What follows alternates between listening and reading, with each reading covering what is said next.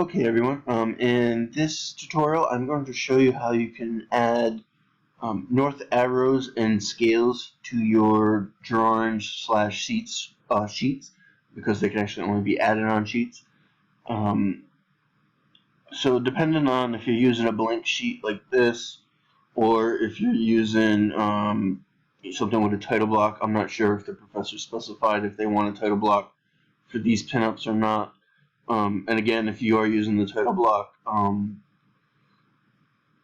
in tutorial A, I believe I showed you how you can update the title block or change the information in this.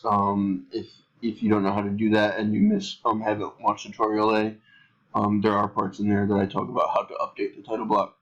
With pertinent information, such as your names and who your professor is for your section, and if you want to name it a different name, you can do all that. But what I'm going to show here is basically what you can do in a sheet, and like stuff that you can add to a sheet. Obviously, adding floor plans and stuff is simple. You just click on one, drop them over, and then again, and the same basically goes for any type of view, whether it be a floor plan or a elevation or anything like that. If it's an elevation, you can drag and drop those on as well. But then again, this title, if you like that type of title, you can keep it. I typically don't. I typically like to turn that type of title off. And to turn that off, you just click on the view itself, edit type, and then show extension line no, and show title no. And then you can see this is called view. It's a viewport, and it's viewport 1. So now when I drag like an elevation over, you can see the title for that one doesn't come up because it's a viewport 1 type as well. So if there was different things that you wanted to have, where maybe one has that type of title but one doesn't, you can edit type, duplicate, kind of just like a family, and then one could have the title shown, one could not. So say if that's the type of image that you're putting in on your file. And actually the one thing that I do want to mention is you'll notice, so you can see that I put this site, which was, so it was this view right here, site. I put this on this architecture cover sheet. And you can see that there's another tree where you can expand it and you can see what's actually on that sheet. But the kind of unfortunate thing, that it's not really too bad, but it's kind of unfortunate, is you can actually only put a view on one sheet. So like if I tried to drag this same view, it'd say you can't put it on there, it's already on that sheet. But the way around that is you can actually, on the view, you can right click, hit duplicate with detailing. So now that means everything that you set up, whether it be text or line work or anything like that, will automatically copy over, and then now you can drag it onto a different sheet if you need to. There's certain circumstances that may occur. For instance, in your floor plans, say you're setting up your floor plans, and you have, as I believe in tutorial, as a part of tutorial D, I believe, I'll show you how to do color legends with room tags and space tags. So maybe on your first floor plan, you want to do it at like a really small scale, just to show that color legend, kind of like up in the corner. So you'd want to probably, duplicate the first floor, change its scale so it's kind of small up in the corner and shows the different color areas, and then have the regular first floor down below. So that's something where you probably want to duplicate a floor so you can do two different views using the same kind of thing. And that's something that I may show on a later tutorial as a part of this graphics kind of general tutorial overall. But if I go back to this one to start to get into what I actually want to talk about in this tutorial with the graphic scale and the north arrow, and that's something that students always forget to put in, and they usually get called on every now and then. I've noticed in studios that they don't have, and they're actually in Revit they're pretty simple to do. Um, and again, something that I've talked about in the previous tutorials about rendering and um, creating perspectives is, I mentioned that I like to set up my boards in Revit, and that's where graphic scales and north arrows come into play, whereas I can put them in under the views, and then when I PDF this, they're already there. So right when I bring it to Photoshop, the scales are already there, and they're going to match, what the site plan or what the plans and the elevations are. So you can see when you're in a sheet, no matter what type of sheet it is, when you're in a sheet, you can see pretty much most of everything is grayed out in all the tabs. You can insert images from your sheet. So if you have some research images that you want to put in, you could always, bring those in to start to lay out your boards if you wanted to. The main tab is if I go through all these, these are still available because this is more like a general tabs like the manage and the view tab. But really the main tab that's still available is the annotate tab. So you can do a detail line and you can do line work if you want to like start to divide up the sheet to kind of start to place things. You can do that. You can add text either here or if you're in the annotate tab, you can click here. So using the text is usually how I like to do my title.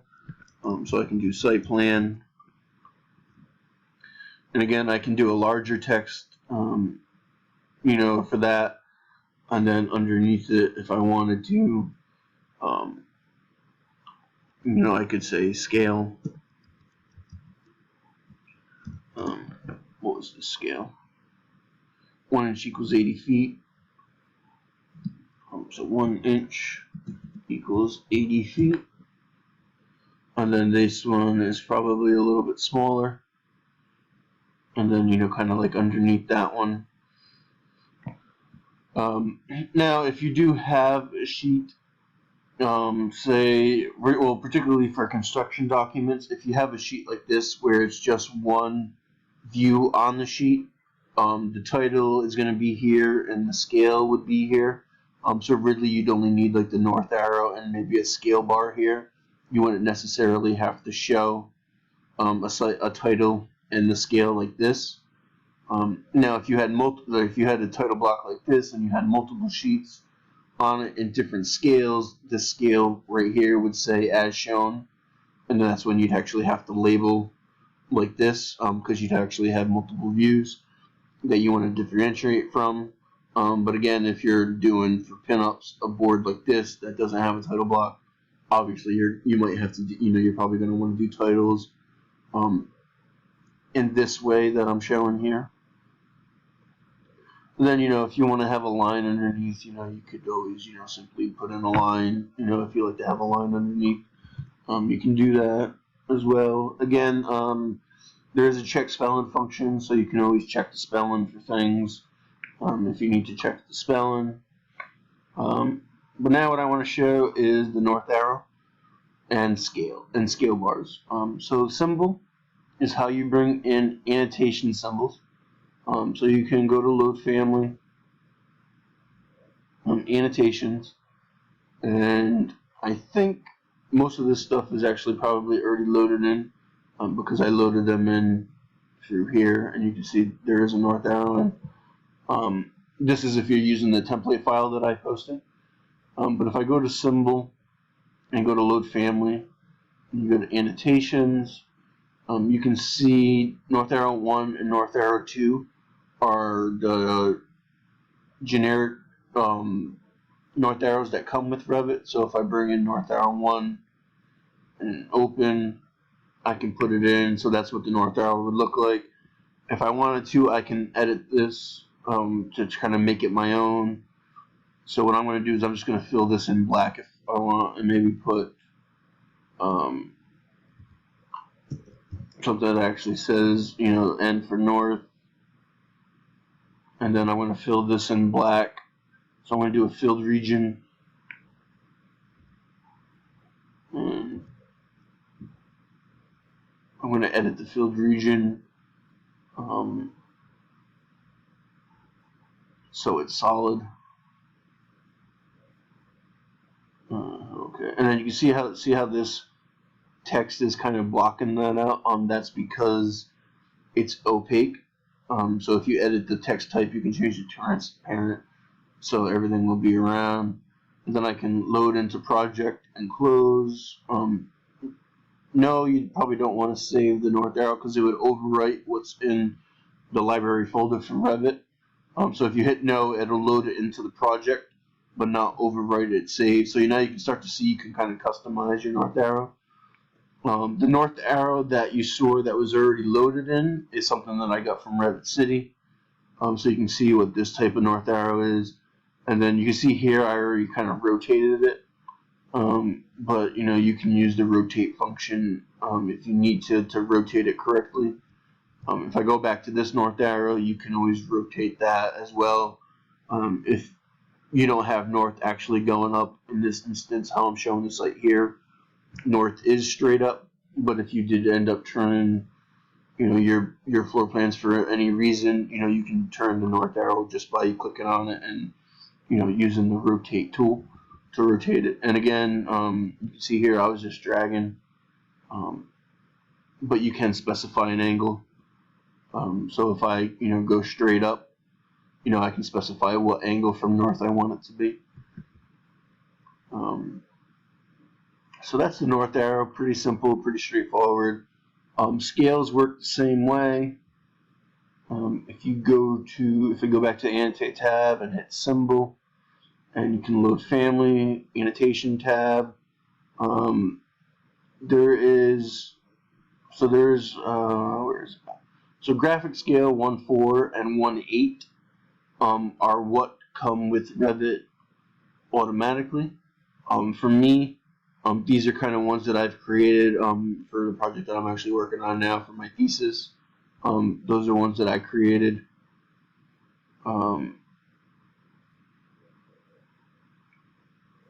So that's why they're in there, and I saved them just so they kind of populate in my library and they're already there. You can see in this folder, in this template file, I believe there's some scales like 1 inch equals 30 feet that I've added in, and stuff like that. See, this one I did is 1 inch equals 4 feet. So you can see there's some different scales that I've already started to create that have been populated. So that you can see this is the 1 inch equals 500 feet. I think this one is 1 inch equals 4 feet, or 1/4 of an inch equals a foot, depending on how you want to say it. And then you can always measure, to double check to see, okay, I can go from here to here, and it's actually an inch, so it's 1 inch equals a foot. 1 inch equals 4 feet, or 1/4 of an inch equals a foot.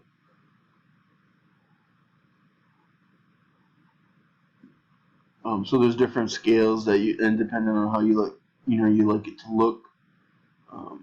This one is 1 inch equals 30 feet. This one is 1 inch equals 50 feet. This one is 330 seconds of an inch equals a foot. So there's different scales that I've started to populate in the template file as well. This one is a 1/2 inch equals a foot, or 1 foot equals 1 inch equals 2 feet, or 1/2 of an inch equals a foot, depending on how you want to say it. So what I'm going to do for this, I'm going to go to 1 inch equals 50, the 50 feet scale. So for this, since I already have this type of scale set up, it's pretty easy to edit it. So you can remember this plan right here was at 1 inch equals 80 feet. So what I'm going to do is I'm going to click on this and I'm going to hit edit family. Well, actually, before I do that, I want to end this video here because I'm running out of time and finish this up in the next video.